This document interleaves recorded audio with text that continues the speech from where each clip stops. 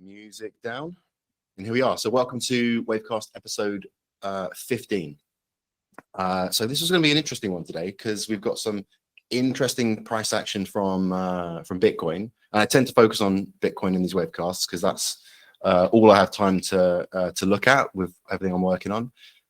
In future Wavecasts, we are going to be able to look at other tokens. And in fact, I reckon the first altcoin we're going to get to look at will be probably from a prompt from one of you. You'll be like, Andy, please, can you check out whatever shitcoin? And then we go and look at it, and it might be something that we track from episode to episode.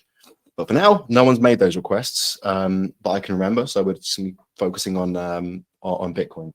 So I've actually got a slightly sexier setup today in that I've got two screens. I've got a portable monitor next to me, and that means that when I'm doing my analysis, I can just glance and I'll have the chat right there. So I haven't got to kind of like mess around, because not normally, or so far when I've been in my analysis, I haven't been able to see what you guys are writing. So I'm just popping over to the chat now. We've got 5 people, well, including me and Martin. We've got Fatima, Marcus, and Tony. So we'll give it a few minutes for everyone else to roll up. But how are you guys doing? Right in the chat. The first thing I like to see is an emoji that reflects how you're currently doing on this Monday. So give me an emoji that tells me how it's going. Yeah, hi Tony. So the last one I did was it the last one where it went on for like an hour and a half? Or was that the one before? I can't remember. There was one of them where I told you that I was going to be doing it for like longer than normal, but we'll see. We'll see what the turnout's like today, and we'll see like the analysis, because it's not like an analysis from scratch. It's like there's the analysis. Me is pretty much just like talking about what I've already done, and you know that kind of runs its course. So that usually when I've done it has lasted less than an hour, normally half an hour. So yeah, we'll just go on until it doesn't make sense to go on anymore, depending on the turnout, the questions. Who else we got? We've got Esther here. So come in the chat, say hi. And I need to see, okay, we haven't got a big turnout today, so I want to see at least 4 emojis before I carry on, and then we'll get into the charts and look at Bitcoin. Hey Esther. So I'll say the same thing again that I say every episode. If you've got anything you want to show me, any charts, I'm talking about any charts. If you've got any naked pics to send me, that's not what I'm talking about. I want to see some charts. I want to see if you've done any trades, or like whatever you've done. It could be a successful trade, a failed trade, an analysis you did that you thought, oh, I think this was happening, and then the price did something completely different. We can go and look at that and see, well, did you do anything wrong, or was your analysis actually spot on given the information you were being presented? And you know, price being an unpredictable bitch, right? The markets represent chaos, and maybe you did absolutely nothing wrong, and maybe what you did do wrong maybe was your was a miss expression of risk analysis or risk management or something like that. So anything you want to show me, then I keep saying every episode, now's your chance. But failing that, I'm just going to go into Bitcoin. Hey Shirley. All right, people are slowly streaming in. We've got Brian, Jeffrey here, Shirley. So for you guys who've just shown up, we've got Christian here. So you guys have just shown up. I want an emoji in the chat that tells me how you're feeling today. It could be about Monday. It could be about, because it's like, this is the last Wavecast of January 2023. So maybe this is the last, how you're feeling about the first month of 2023. I need to see those emojis. Thank you, Brian. And thank you, Jeffrey. I think that's my minimum threshold. Thank you, Shirley. Thank you, Barry. Wicked. Nice. Okay, now before I start, or forever hold your peace, is there any questions you've got for me, right? It could be about the course you're going through, the wave counting immersion course. It could be about a chart. It could be about a particular kind of one of the things that I've taught, some, you know, anything you want. But now's your chance to ask me, and we can go through it now, or we can go through it later. But you know, why not kick off with me seeing if I can help you guys rather than just jumping straight into trading view? But I'm okay to do that as well, no problem. Barry says, when is module 21 ready? It's not going to be for a bit, and I'm going to explain why soon. There's things going on. There's cogs turning, and it is all for your benefit. All right, but yeah, be patient, and at the same time, stop just chasing shiny things. Like, just because there's a new module out, you know, are you a master of everything I've taught so far? Are you an absolute master? Like, if you're not, then, you know, the fact that module 21 is taking a little bit longer to come out, it doesn't really matter, right? You need to go back and master everything I've taught so far. But it's coming, don't worry. It's all coming, but it's all for a good reason. So I'm going to go into Bitcoin now, unless anyone's got any more objections. But cool, I can go into Bitcoin now, and here we are. And I can still see, you can't see this, but I can still see the chat, which is really, really cool. So okay, now I'm like, first of all, I should prepare these episodes where, and I did this better last time, where I've actually gotten rid of all of the the pitchforks and analysis, and then I can slowly bring them on step by step and show you my thinking. So this is not that. This is just bang. This is all of it. And I know this must look well, I mean, you guys are going through the course, and if you guys have got to the pitchfork section, then you'll know what most of this means. But for those who haven't, this will just look like an absolute mess and absolute chaos. And also there's lines here that, you know, you need to be able to zoom out to see what all these lines are. But don't panic. We're going to walk through this step by step. So let me just kind of show you, like, I had a question in the community, in the network, right? In the King Silver network. It was Rene who wanted me to post this chart right here, right? And I added this. I added these hypothetical, forecast of price action. Now, obviously, I'm not saying I think price is going to go down to here, do this exactly. I mean, if it did, then yeah, I'm an absolute genius. And if it did do that, I'd be tempted to be like, well, I'm just a genius. Obviously, I knew exactly what price was going to do, but that's not what this is. This is me just kind of like, well, I mean, the macro wave count that this represents, right? This would be my primary wave count. And I want to repeat something. I know I've said this before, but you might notice I whenever I'm talking about the charts, I use very specific language. If I do say what I'm about to say that I don't say, then it'll be a slip, an accident. What I try my hardest not to say is, this is a flat correction. This is an ending diagonal. Price is going to do this. Because I don't know. What the fuck do I know? I'm just a person. I'm just a human being with one brain trying to forecast what is going to happen as a result of potentially millions of people, billions of dollars. Like, again, if I was Jesus, I might know these things, but I don't think I am.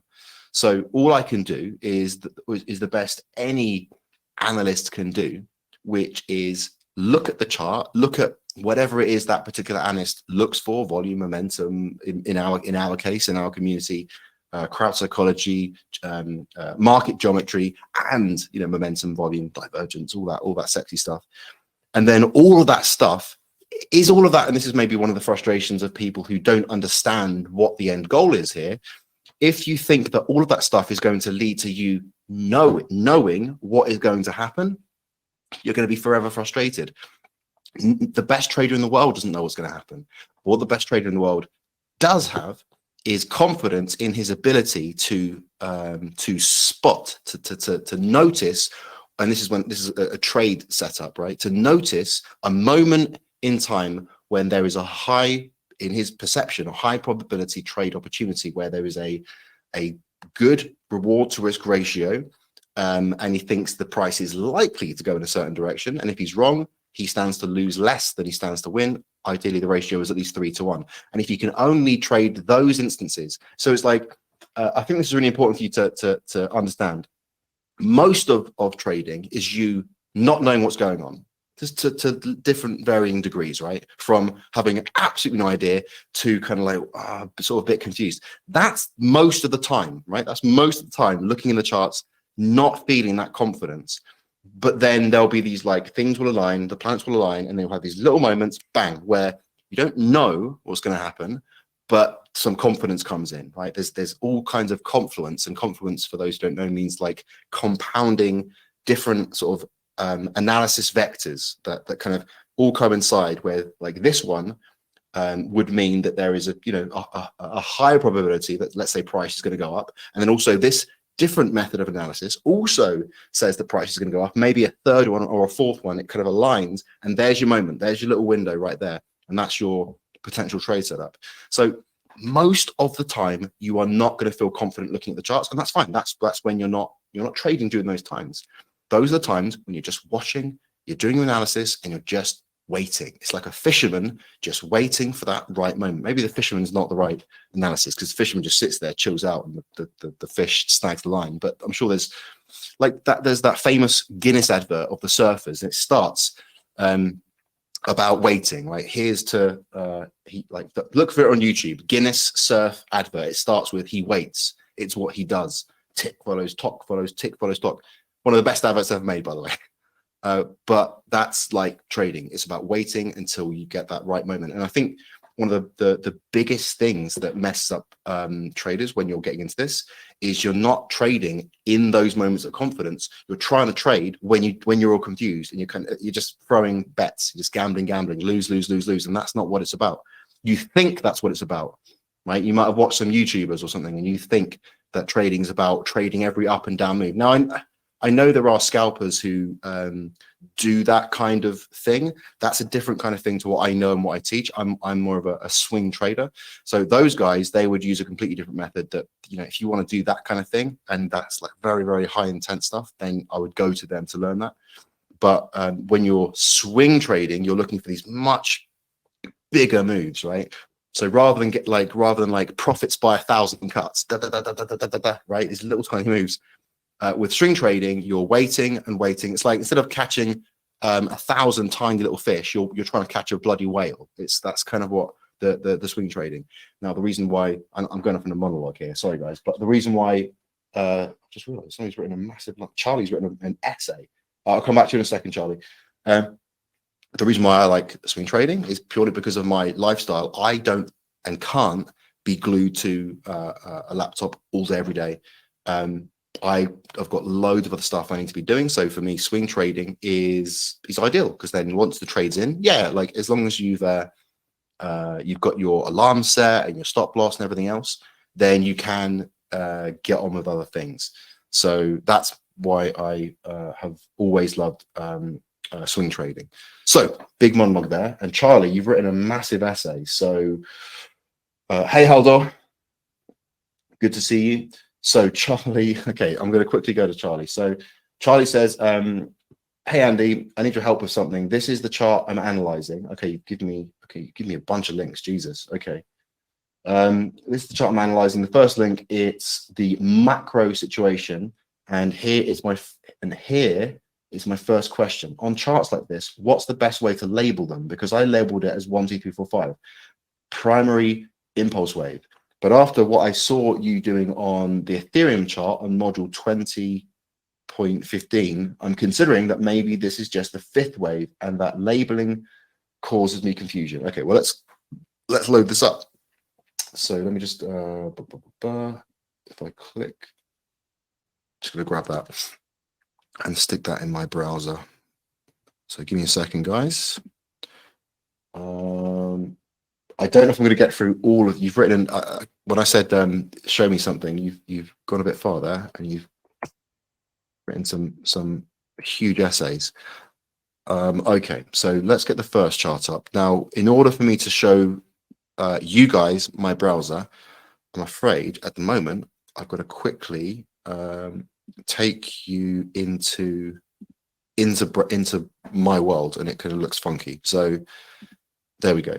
Okay. So this is what Charlie first sent me. Now you said, what's the best way to label them? Because I labeled it as a 1, 2, 3, 4, 5. Right. What we're labeling as a 1, 2, 3, 4, 5. Do you mean this move? What? Oh, 1, 2, 3. 4 5. Do you mean this first wave? Well, this doesn't work.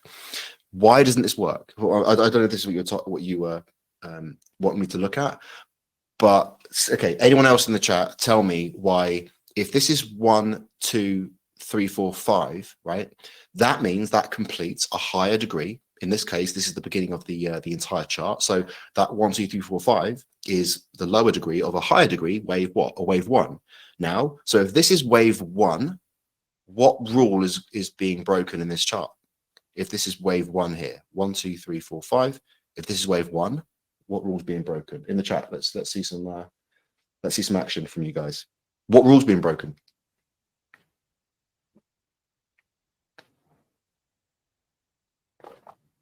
There's 3 rules in Elliott wave principle, and the first one is being broken here. Wave 2 retraces past the start of wave 1. Well done, Shirley. Spot on. So if this is wave 1, well, wave 2 has retraced, beyond the beginning of wave 1. So right from the outset, this is the wrong wave count because the first rule has been broken. If any of the 3 rules is being broken by your wave count, it's wrong. You have to scrap it, start again. So given that, Charlie, given that this is all wrong, do you want me to carry on with what you've written? Because that means that this is all a correction. This is all a correction. By definition, it's starting off high and it's coming down. Well, it could be an impulse coming down, but we've got a move up and then a move down coming down the other way. So this is a correction. So I mean, this is like it's unusual because when Elliott just discovered his way of mapping crowd psychology on markets, there wasn't something like this where there was like stuff only, like companies only went public when it was legitimate, they were making money, so charts didn't it wasn't as common. I mean, yeah, you did have companies going public and then it went down, I suppose. Yeah, that did happen, but the way that you would expect a chart to play out is it doesn't start and then go down. But in this case, this is what we've seen. So it's like, okay, what's the low point? This isn't the low point. This isn't the low point. Let's see what Charlie's saying. Charlie's not responding. Tony says, hi Andy, really struggling to see how the C wave. Okay, this is another question. It's not related to this. I want to get to the bottom of this quickly. So like, this is some form of a correction, and then like it's almost like we have to start not on 0 and then wave 1. We've got to assume, okay, there's some kind of correction going on here, and then after that, okay, fine. I can't see how long this goes on for, but this is I'm assuming last year, October, November, December, January. So let me just see if there's hey Anastasia, good to see you. Anastasia's got great taste in music because she complimented me on my playlist that I shared. So I'm going to go to this second thing that Charlie shared. Okay, so see, we've zoomed out, and I've said the chart's completely wrong. So now, as we zoom in, it's kind of not relevant anymore, unfortunately. So this is a correction, and if we start off from here, then maybe this is an A, B, C. Like a flat correction, right? Boom. And assuming that's the bottom, I mean, this could come down lower, right? And in fact, what is this? This is Ape Tether Standard Futures. Why? Okay.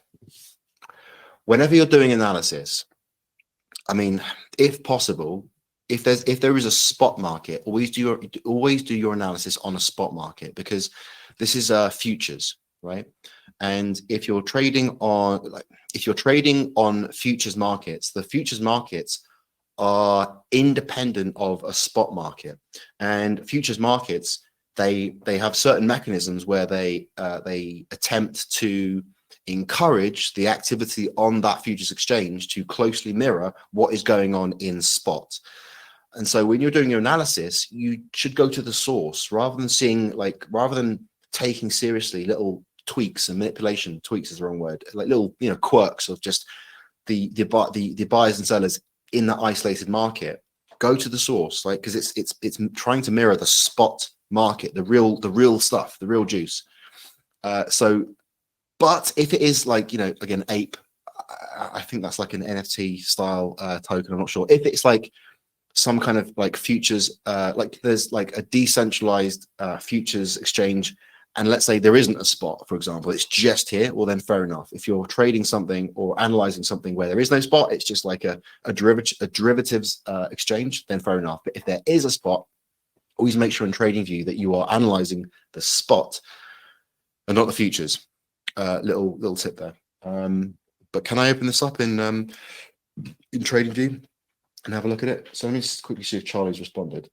Charlie, you're not responding, so I'm assuming you're going back into TradingView and having a look at stuff. So I think, look, I think one of the reasons overall that you're struggling is if you get the overall analysis wrong, you're gonna struggle. If you think that this is a wave 1, 2, 3, wave 1, 2, 3, 4, 5, and then you've got like you think this is like a retrace. And even then I don't understand what this would be. 1, 2, 3, 4, 5, and that's wave 3. How does that? I don't understand. If that's wave 3, where's wave 2? Okay, so you've got wave 1, 2. Okay, so that's a wave 1, 2, 3, 4. So you've got this as an impulse coming down. So yeah, it's not right, unfortunately, Charlie. So I'm going to go on to Charlie says, I'm here. Yes, there is a spot market. Yeah, so make sure you analyze spot markets. But it's hard to give you feedback because the whole thing's wrong. The whole thing's wrong because the rule 2 is broken. So you need to start from scratch, right? Find the low point. Where's the low point? Start from there, right? Find the low point. And if they're, I kind of want to, okay, ape, tether, standard futures. By the way, if anyone has anything that they prefer me to look at, let me know. Otherwise, I'm just gonna, why not just dig in here? So, ape, tether, standard futures. So if I go to back to my screen share, and then I go to, we don't need to see DAG. Let's go to ape. Was it this one? Tetherus perpetual futures. But look, let's go to spot, right? We don't need the perpetual futures. We can go straight to spot. Let's see what was going on. Let's see what's happening. Okay, so it looks like we did come lower. We did go lower. Okay, let me turn off all the stuff we don't need. And what is that? Moving average. We can get rid of that as well. Okay, here we are. Right, a fresh new chart. And wait, see how different this looks from the futures one you've got, because this probably let's see. In fact, let's get up the futures one as well, because this is I think a good demonstration, right? So I'm assuming. Let me go back quickly to your chart. So your chart is also on a low liquidity exchange. Like if your token is also if it's on a spot market and it's also being traded on an exchange with much higher volume, like Binance. Don't choose Bing X. I've never heard of Bing X. I've never heard of Bing X. You want the exchange with the highest volume possible, right? And Binance is the #1 highest volume cryptocurrency exchange in the world. And so I've just found Ape on Binance in spot. So here's, in fact, let me just find Bing. What is it? Bing? Find it. Bing, does that work? No. Okay, I've got a bloody. Oh, is it there? Yeah. Okay. So let's have a look at your. So it futures markets, mirror spot markets, but let's have a look at the difference. I mean, already we can see when this launched on Binance, we can see a huge difference when it first, when it first launched. But this is where the volume is. Okay, this is the spot market, and so so the market went down even lower. So if you'd have started here, we look at this. This is corrective. This is, to me, this is corrective, right?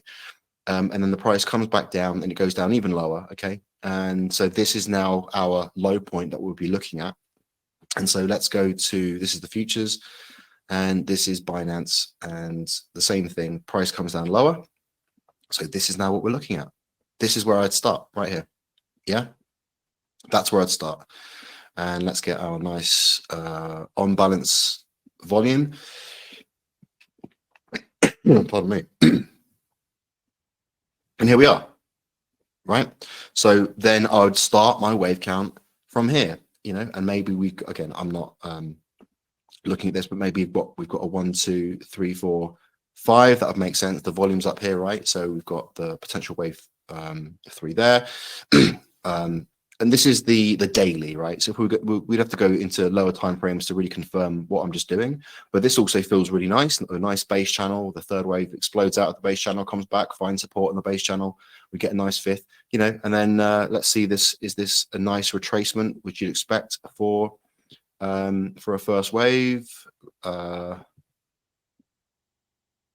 the 707. So yeah, this so far, without going into detail, like going into lower time frames, on the face of it, this looks quite nice. And if this is a higher degree, again, I haven't looked at the degrees. I'm just kind of giving you a quick explanation. So this is a wave. Let's say that's wave 1. That's wave 2, and this is maybe a wave 3 in development. Now, one thing that would lead me to think that maybe that's not the case is we don't really have a lot of volume coming in here. Like you'd expect more volume in a wave 3. So this could still be another correction with another move down. And given that that's kind of what I'm expecting in Bitcoin, I wouldn't be surprised. How much battery have I got? Oh God, my laptop's got 6% battery. I hope it holds. If the live stream cuts out, it's because my laptop's cut out. Because I've got this is not of interest to you guys, but I've got the power running through my secondary portable my portable laptop. And then start the video. Do you know what? Yeah, there we go. It's working now. Cool. Yeah, this isn't a technical problem, guys. We don't, you know this, we don't have technical problems. That wasn't a technical problem. This is part of, it's for fun. I did that for fun because I like to shake things up a little bit. So what was I, yeah, sorry, I was just playing around with this. So let's say, so Martin, if anyone in the chat says something that you can just tell me what they say. So okay, well then look, now I would create my base channel here, and this is assuming, oh sorry, that's not a bloody base channel.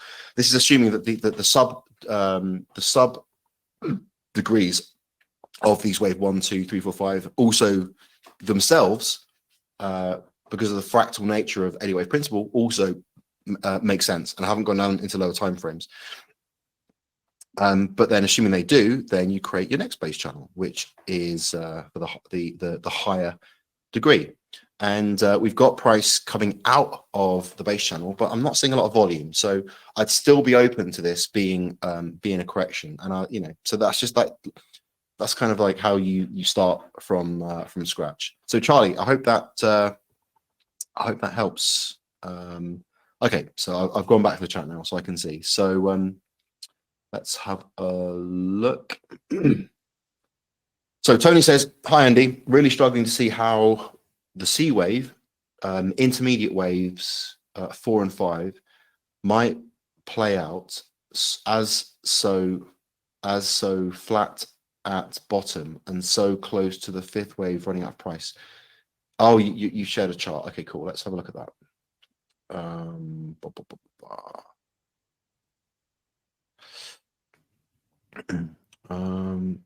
Okay, let's copy that and go over to our charts here. Okay, let's go over to the chart here. Okay, so there we go. Now you guys can see this as well, so I can see the chart. So you said, Andy, really struggling to see how the C wave. So 1, 2, 3, 4, 5, A, B, C, and this is what? This is dot US dollar calculated by TradingView. So I don't know why you've chosen the US dollar as a calculation. It should be USDT. USDT is the highest volume. So it's, I mean, is it going to be inaccurate? Like, probably not. But rather than having something calculated, you want to be doing charts which are the literal trading pairs, the actual price changing on that exchange. So it should be dot and USD tether, right? If you want to see the highest volume trading pairs for a particular cryptocurrency, go to a website like CoinMarketCap. In fact, I'll do it now. Right, this is what you do: coinmarketcap.com, and let's say random coin. You want to go to not Terra Classic. You want to go to the Sandbox, right? You want to see, right, where's the most liquid, highest volume exchange for the Sandbox, right? And so you click on the Sandbox. Here we are, the information page, and you go down to markets, and it will rank them in order of the volume. So there we go, right? Sand USDT number one, like insane volume compared to the rest of them. And then there it is, and it'll give you a link directly to Binance, right? That's the trading pair. So don't mess around with anything else, right? That's how you do it. Okay, so you've got your wave 1, 2, 3. So first of all, my first thing is your wave 3 is less steep than your wave 1, which can that happen? Fine, sure, but like this is where things can't be arbitrary, right? They can't be arbitrary. You can't be like, well, just I'm going to just do that as a 3, because if we zoom into this 3, right, you've got to be able to break this third wave down into its lower degree waves, right? And if you can't do that, then it's just not labeled correctly. So just looking at this, we've got overlaps here. So like, could that be wave 1, and then that's like wave 1, 2, and that's overlapping. So this is lots of overlapping here. So I think, look, I don't think this wave 1 is huge. I think that the wave 1 happened up here, like a little wave 1, and then again, I'm just like backseat analysis here, but it's a very unusual impulsive shape to have a wave 3 less steep than a wave 1. Yeah, I don't think that's what we're seeing there, right? And even let's have a look. You've got wave 5, A, B. So you've got yours is a flat correction, right? So this follows the same kind of pattern as Bitcoin, right? In Bitcoin, around the same time, we also got the move up, and those you might remember, I also at the time believed that this was a flat correction, but in Bitcoin, but then price just kept going down and down and down and down, and then I decided that it wasn't a flat correction, and this actually was the 5th wave and the end of the entire first cycle of Bitcoin. And if that's what's happened in Bitcoin, then it's something I think you should consider. Now I know this looks like there's like this one move up, one move down, and then that's the next move up. But I would look at this and think, could this be impulsive? Could this be an ending diagonal in the 5th wave? Because what we might be seeing here is a wave 1, 2, 3, 4, 5 in an ending diagonal, right? That's what we might be seeing there. And then this entire thing, rather than looking for a 1, 2, 3, 4, 5, because I'm seeing a lot of corrective structure here. So this is much more likely, as we are seeing in Bitcoin, this entire move is corrective. So it's looking much more likely this is an ABC or a WXY. And that's this. No. The power pack. Oh, yeah, maybe it's in my bag. Just in the main bit on this. That's it in there. Sorry, Martin's just getting my power cell. The main bit. That's not the main bit. That's it. It's like there's like a side pocket on the inside. No. That's the wire that goes between this and this. And no, it can't work anymore anyway. It can't work because there's the power is now coming into here. Yes, there's nowhere else to plug it. I've got no more holes. Where am I going to put it? It's not going. It's not connected to my laptop anymore. So producer Martin's trying to fix the secondary monitor, but it's not going to work. I've run out of holes in my laptop. I've got a MacBook Air, and it's only got 2 ports on the side, and I've got like an extension, and I've run out of holes. That's something funny to say. So who was I speaking to? Was it Tony? Was it Tony I was speaking to? Yeah, Tony. So that's what I would say about that. If wave count you're trying to do just doesn't make sense, you're having struggling with it, just take a step back, because maybe you're trying to impose something that isn't actually the case. Take a step back, right? Think, how could I be wrong here, right? Let the price do the talking. Let the price action tell you what's going on, rather than you trying to impose something onto the price action. Barry says, I think the start of wave 1 is the lowest point, so wave 2 does not break the first rule. I see. I think we're going back to what to one of Charlie's charts. Andy, check it in the 4-hour time frame. The second rule is not broken. Yeah, it is, I'm afraid. Let's go back to the screen share. The rule's broken, I'm afraid. Look, this is the beginning of, that's the beginning, right? So the time, if I go down into a lower time frame, it doesn't change the data. The data is still there. It just adds a lot more detail to these candles. If I go down into the 4-hour, right? Oops. And I zoom out, like the data is still the same, right? It's still, there's nothing changed. It's the same exchange, the same trading pair. So the data is still there. So it still breaks the rule. So, you know, I don't know what you meant by that, but I'm afraid you're wrong. If a rule was broken in one time frame, it's broken in all time frames, you know. So this is the lowest point right here. And this is where you would start the analysis from, assuming that this is the beginning. And this is where you start with a basic assumption. And not always, like the low point isn't always the beginning. Sometimes we have like a failed fifth, and you know, so the beginning isn't always the absolute low point. But we've got a kind of a weird overlapping structure here. So the only way that this would work out is if this was like a leading diagonal structure right there for the wave 1, corrective wave 2, and then we've got wave 1, 2, 3, 4, 5 for the 3. So I think that this looks really nice, corrective. And then, I mean, yeah, maybe that's the failed fifth there, maybe.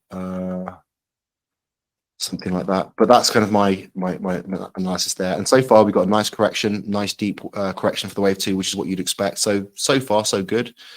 You know, that's the way I would analyze that. So let me just go back to the chat. Okay, so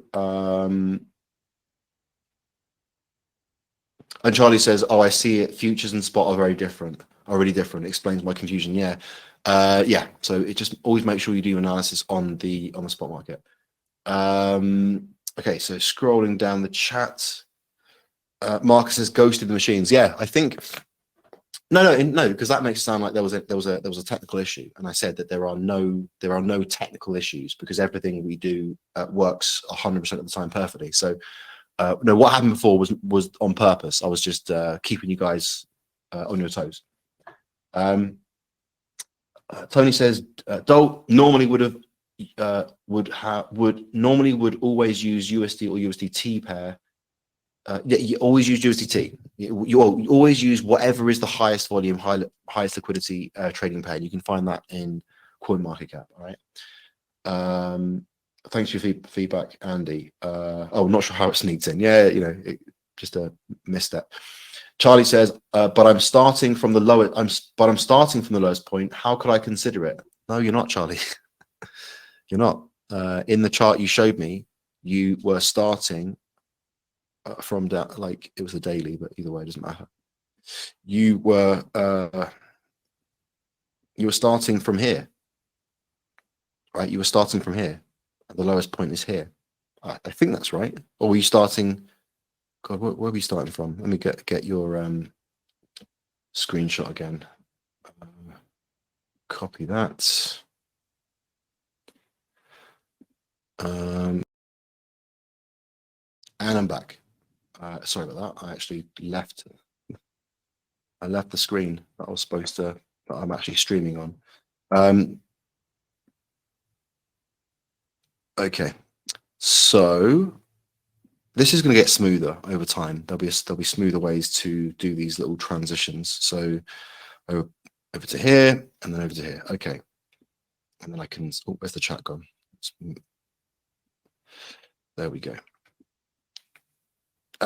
Too much. Is that it? Yeah. Yeah, no, so you started from the very beginning up here. Yeah, so in the futures you started over here and the market went down lower. So yeah, so that doesn't work. So I'm not sure what you mean, Charlie, by you started at the low, because you didn't. You started here and the low was somewhere off into the future. And if I go back to my screen share, oh, I see what you're saying. So in Binance is here and the future is somewhere else. So I see what you're saying, right? So let's go into this now. So if that's the case, now, one thing I will say is when a token is first listed on an exchange, you can get these crazy moves like this. In fact, we go down to the 4 hour to see if there's any detail we can get from that move. It's usually just one bar, and it's just a vertical, absolute vertical bar, right? Which is, yeah, look at this. So this is just a completely insane vertical bar. So my opinion is when you're performing your Elliott wave principle analysis, with a pinch of salt, take the data you're receiving from this first candle, this first bar. Because again, let's just take a step back a second. What is Elliott wave principle? Elliott wave principle is a method of analyzing the patterns that occur in financial markets, which are caused by the crowd, by crowd psychology. And over fundamentals just overpower any kind of patterns. Like if you've got a token that has launched and a large amount of tokens are in the hands of early investors who've just been given the tokens that they got at such a crazy price, and they just dump it on the market, that there's no crowd psychology in play. It's just supply and demand. It's just insane supply dumping in the market, and an Elliott wave principle practitioners like trying to work out the wave counts. Like, no, there is no wave counts. It's just dump. So in this case, if you can't get the wave count to work for you and you're starting a wave count here, then I would say you got to just discount that, the first candle. This whole thing's just a corrective period of price discovery, and then we can start the wave count at the the next low. That's like my kind of nuanced approach to this. That's if this just doesn't work for you at all. Now, because look, if this is meant to be the first wave, where does it start? Like, that's the first wave up here, and then we've got an A, B, and this is a C. Like, well, okay, but then you're still starting off here anyway, right? You're still starting off here, and if this is now the beginning of a third wave, and this was your first wave, well, then either way, you're still starting off with an impulse. You're starting from there, so you could factor that in. I mean, this is a pretty impressive, insane. And I think because Ape is it's an NFT token, isn't it? And it's a very, very popular NFT. So, I mean, this is, who knows what this is, some pump and dump. I have no idea, but this is pretty insane. So that's not crowd psychology. So personally, I would have just waited for this to calm down and then bang, and then that's when you start your wave count. That's my opinion. So let's just pop back in the chat. So Charlie says, not going to lie, this chart gave me a lot of headaches trying to read it. My advice to you, Charlie, is as someone who's learning this, why are you choosing these obscure, crazy charts with this crazy stuff? If you're looking at a chart and it's kind of really hard to see what's going on, pick a different chart. Pick an easier chart. Why are you making things hard for yourself? Why are you picking a chart that's kind of starting off up here and going down low, or it's kind of doing something crazy? Like, just make it easy for yourself. Pick an easier chart, yeah, like, just stop trying to play the game on hard mode.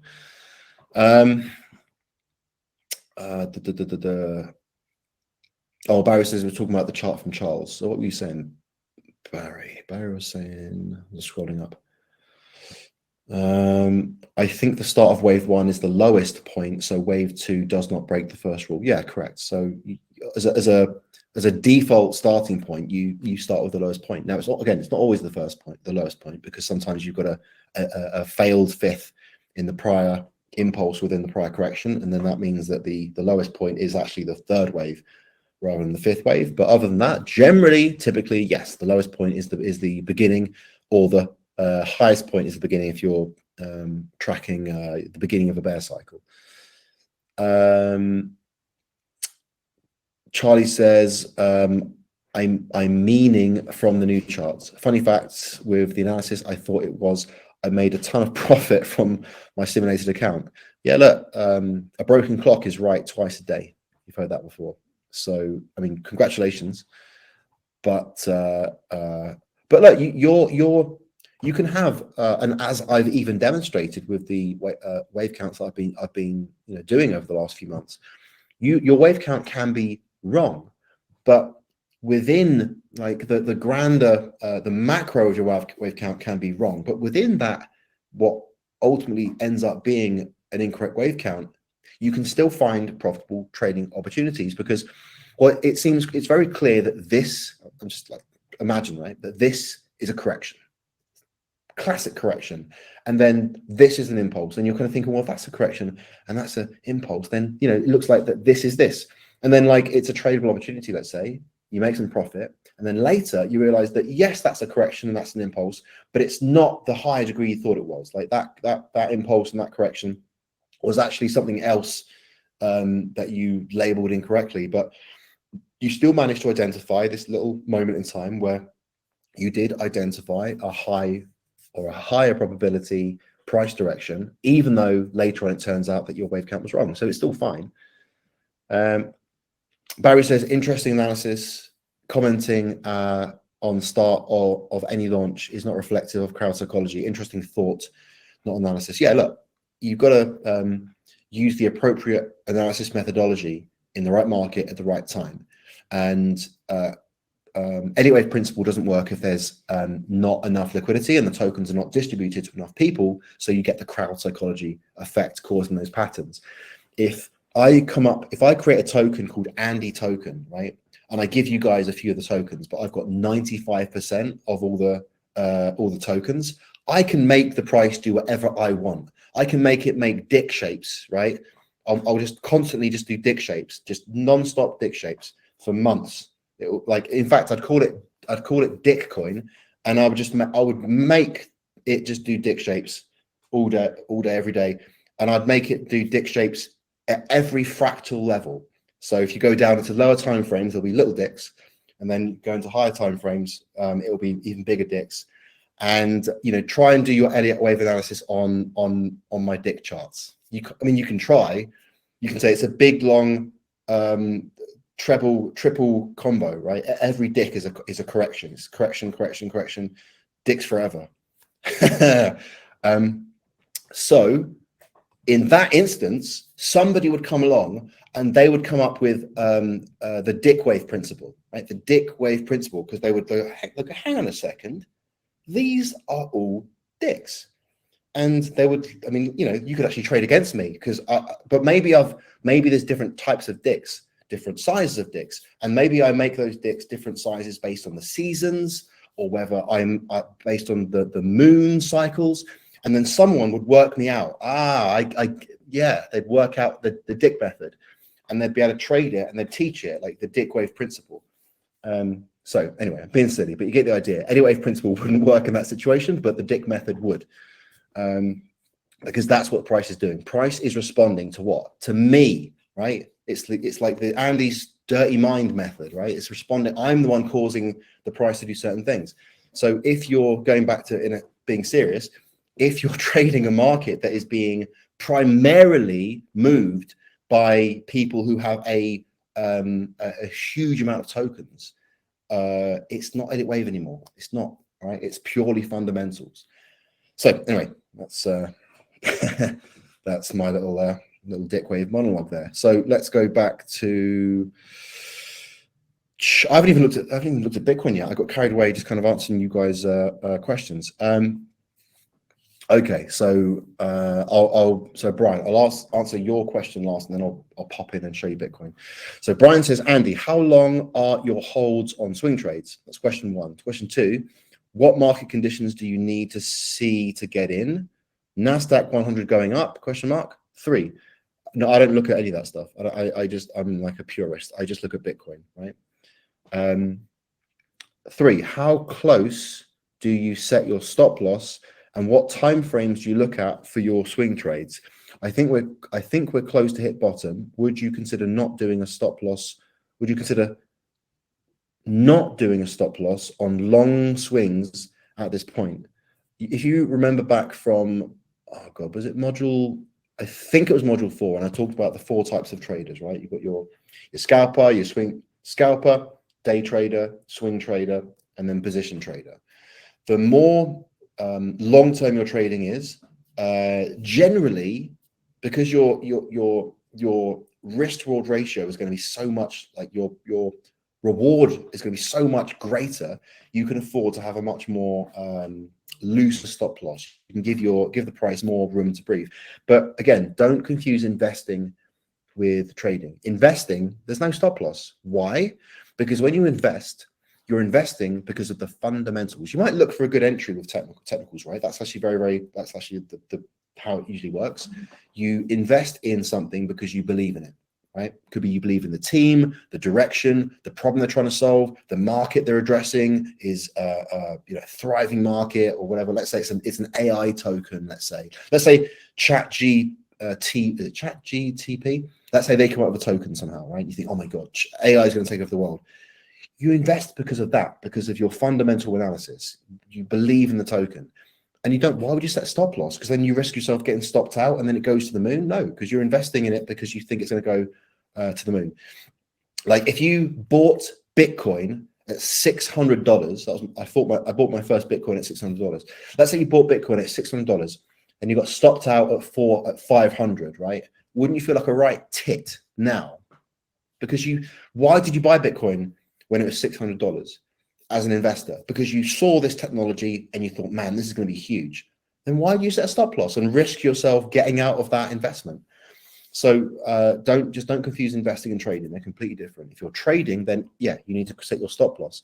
And how close you set your stop loss, there's no single sentence I can give you, because every trade setup incorporates that, right? And if there's no safe place to put your stop loss where your trade has some room, a little bit of room to breathe, and again, it depends every trade. Some trades have the tightest stop loss, and usually it just comes down to what's my analysis and at what point would the price have to come down to invalidate my analysis, or at the very least put into question my analysis to a degree where I've now lost my confidence in my edge, in what I perceive to be a high probability trade, right? So price is here, and you think price is going to go up here, and let's say you think, well, if price comes down to here, it's not invalid, but man, like that's not what I'm expecting. And we are going to cover this in a future module. I'm actually going to focus and talk about this, but the stop loss typically has to go under some strong market structure, the kind of market structure where buyers would come back in and kick in before it reaches your stop loss. So I've kind of answered the last questions, I think. Stop loss and what time frames you look at. So yeah, so time frames. I said this last week. Everyone has a comfort zone. Let me go into my trading view. So my comfort zone, where my home, is the 30 minutes. I was playing around with the 20 minutes before for a while, but my home is the 30 minutes, right? So this is where I would look, like hunt for entries. And I mean, like swing trade, the things like scalping usually means something very, very specific. And day trading can mean, approximate different time frames, but, there's only, 5 minutes, an hour at the very, very most, hour time frame, but because you're going to be doing everything within the day. And position trading is like super long term. Swing trading could be anything from a trade that is open for just if it's closed within the day, technically you've done a day trade, right? But if you kept it open overnight, you've gone to bed and you haven't closed the position, well, now it's a swing trade. But it could be a swing trade that's open for weeks. It could be a swing trade that's open for months.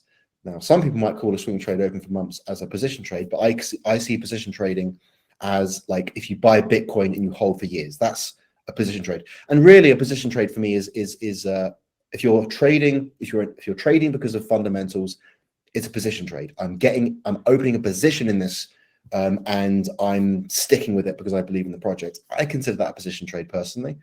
But you could argue you can still get into position trades purely on technicals, absolutely.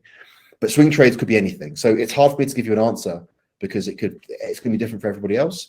Sometimes, let me think, how can I give you an answer that might be satisfactory? Sometimes I'll be in a trade that's open for a day, a couple of days. Sometimes it will be a week. Generally, my trades wouldn't be open for more than a week. So that's kind of my time frame where, like, the kind of waves that I like to trade, it's usually no more than a week. That's my answer I'm going to give you, and I hope that's satisfactory. But the time frames, my home's the 30 minutes, and I back out to the 4 hour to kind of, because when you're zoomed in like this, it's all well and good, but as price progresses, it's important to constantly remind yourself and back up and go, okay, where are we? Like, I've been analyzing this in the 30 minutes. Let's back up and look at where that analysis fits, remind myself where it fits into the bigger picture. And then I'll come back into the 30-minute with a bit more spatial awareness of where I am. And then I might dip down into the 5 minutes, let's say. And here I've got the 1 minute, the dirty 1 minute, like getting right in the deep end. If I really want to analyze one of the subwaves or something, but generally the 30-minute is my comfort zone, my home. So just realized you guys can't see that you guys can't see. Oh no, you can see. Okay, no, you can see my trading view. So that's it. Okay, cool. So we've been doing this for an hour, and I didn't even get a bloody chance to show you what I thought was going on in Bitcoin. But I've posted it in the network. But I'll just kind of go over it now, really, really quickly, right? So it was Rene who asked me what I thought was going on. I just said, look, my primary, so my primary is that this is the end of wave 3 here. This is where all the volume was, right?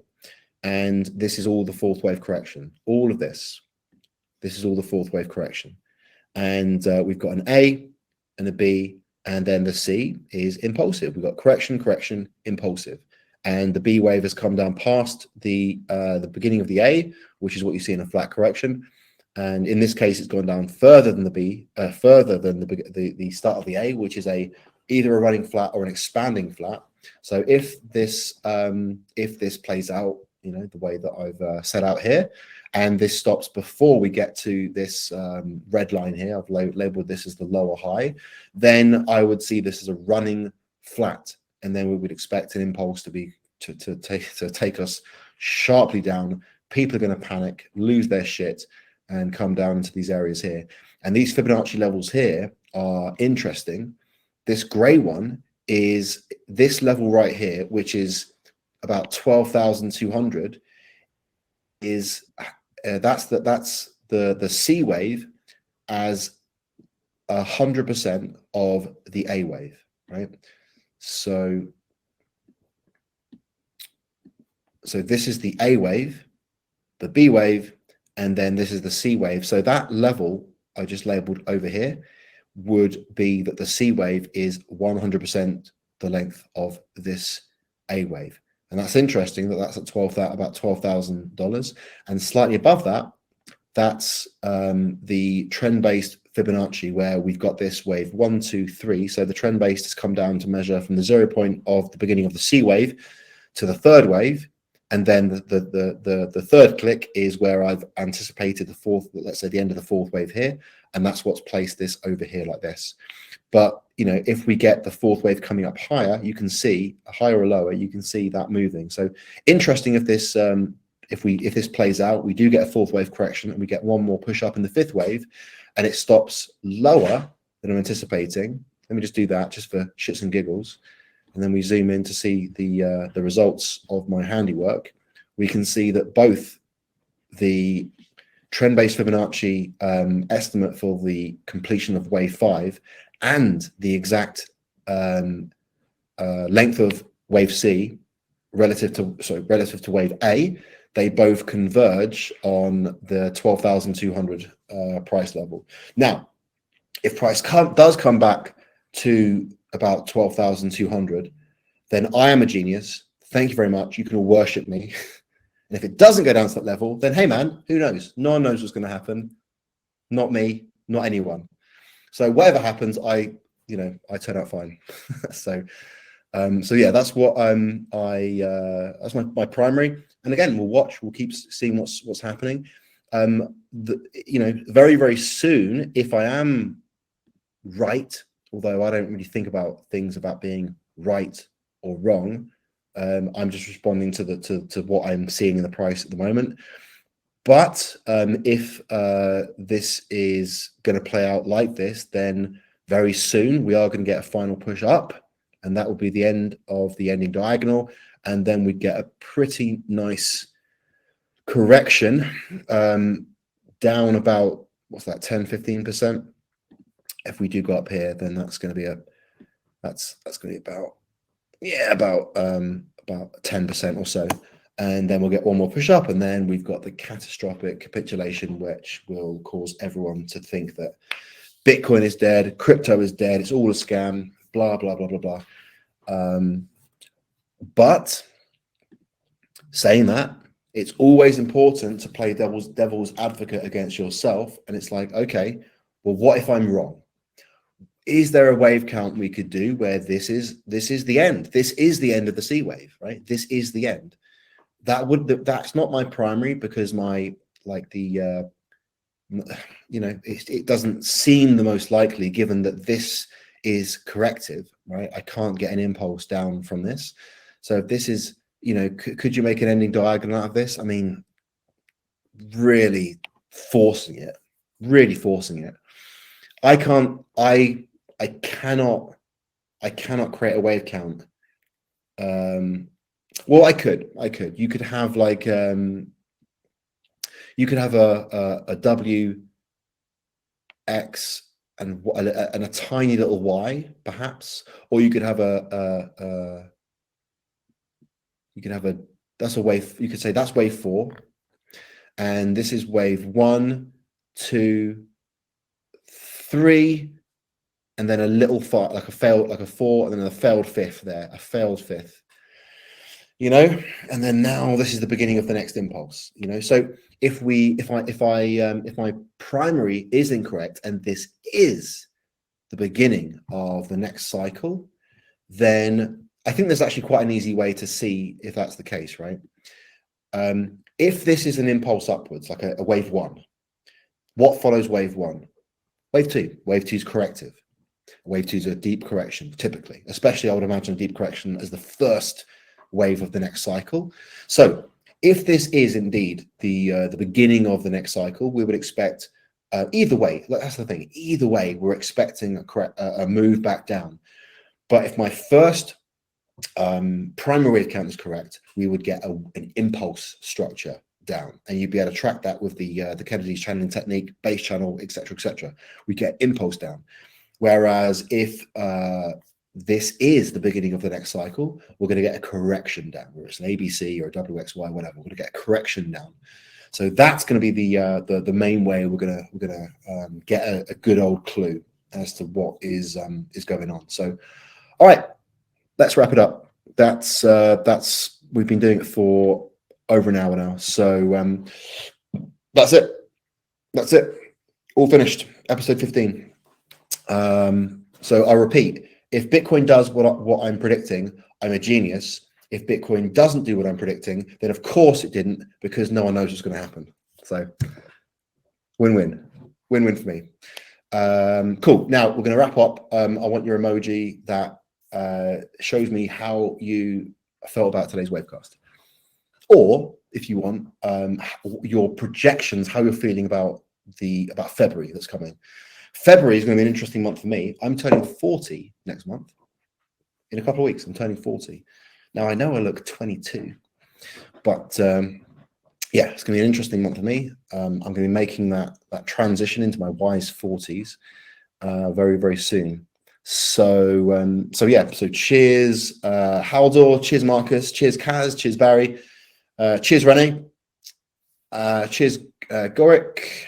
Thank you, Barry. Barry says I'm still a baby. I appreciate that. Thank you, Marcus. I've said thank you already. I'm going to just repeat names. Thank you, Jeffrey. Wicked. So cheers for being here, guys. And for everyone watching the recording at home, the recording, then, thank you to you too. Thank you, Esther. Wicked. All right. Nice. I'm going to go make a cup of tea and get back to the secret work I'm doing. I'm going to tell you guys about soon. So it's not my birthday yet, Kaz. It's not my birthday yet. I'll let you guys know when it's my birthday. It's in a couple of weeks. It's in a couple of weeks. So, in fact, let me just go back to here, and now you can see my whole face.